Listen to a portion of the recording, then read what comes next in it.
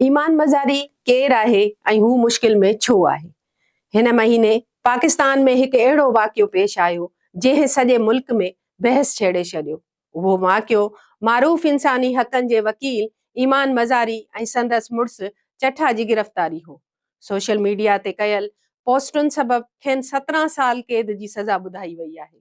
कुझु माण्हू चवनि था त खेनि सच ॻाल्हाइण जी सज़ा ॾिनी वई आहे, जॾहिं त हुकूमत जो चवणु आहे त कानून जे ख़िलाफ़ वर्ज़ी ते कार्रवाई कई वई आहे। सवाल इहो आहे त पोइ असल हक़ीक़त छा आहे? पर इन खां अॻु इहो ॼाणूं था त आख़िर ईमान मज़ारी केरु आहे? ईमान मज़ारी हिकु पाकिस्तानी वकील ऐं इंसानी हक़नि जी कारकुन आहे। हू ख़ासि तौर ते इंसानी हक़नि जी अलमबरदार आहे। हू जबरी गुम थियल माण्हुनि जा केस, पुलिसनि जी ज़्यादतियुनि, शहरी आज़ादियुनि जहिड़नि मामलनि ते आवाज़ उथारींदी रही आहे। हुन बर्तानिया मां कानून जी तालीम हासिल कई ऐं पोइ पाकिस्तान अची वकालत शुरू कई। हू सोशल मीडिया ते बि तमामु घणी सरगर्म रही आहे ऐं अक्सर रियासती इदारनि ते सख़्तु तनक़ीद कंदी रही आहे। ईमान मज़ारी जो ख़ानदानी पस मंज़र सियासी ऐं समाजी रहियो आहे। संदसि वालदा डॉक्टर शीरीन मज़ारी अॻूणी वफ़ाक़ी वज़ीर ऐं सीनियर सियासतदान रही चुकी आहे।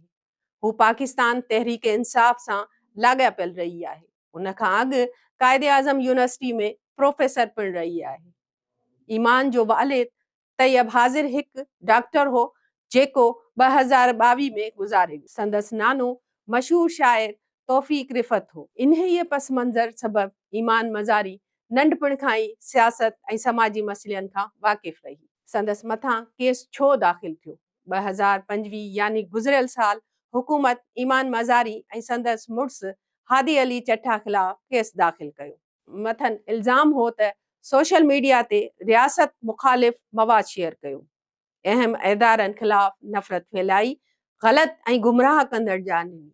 उहो खेसि तकरारी पीका कानून तहत दाख़िल कयो वियो। इस्लामाबाद पुलिस ईमान ऐं संदसि मुड़ुसु खे गिरफ़्तार करण लाइ कोशिशूं कंदी रही।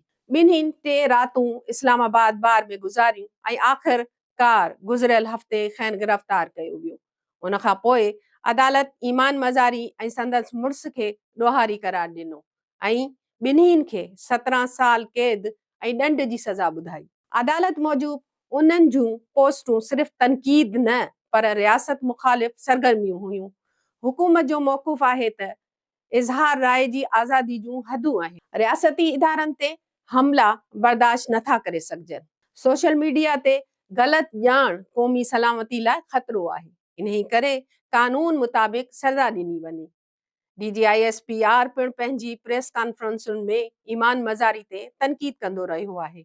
इंसानी हक़नि जूं तंज़ीमूं हुन सज़ा खे इंसानी हक़नि ते हमिलो करार ॾेई रहियूं आहिनि। उन्हनि जो चवणु आहे त ईमान मज़ारी खे सिर्फ़ सच ॻाल्हाइण जी सज़ा ॾिनी वई आहे ऐं पुरअमन राय खे दहशतगर्दी चवणु ग़लति आहे। उन्हनि मुताबिक़ हिन फ़ैसिले ज़रिए ॿियनि माण्हुनि खे बि ख़ामोश करण जी कोशिश कई पई वञे। हुननि हिन फ़ैसिले खे इज़हार राय ते हमिलो करार ॾिनो आहे। माहिरनि जो चवणु आहे ही केस सिर्फ़ ईमान मज़ारी ताईं महदूद न आहे। ही अहम सवाल उथारे थो त छा पाकिस्तान में आज़ाद नमूने ॻाल्हाइण जी इजाज़त आहे? छा सोशल मीडिया ते तनक़ीद हाणे ॾोह बणिजी चुकी आहे? सभ खां अहम सवाल त कानून जी हद किथे ख़तम थिए थी ऐं आज़ादी किथां शुरू थिए थी?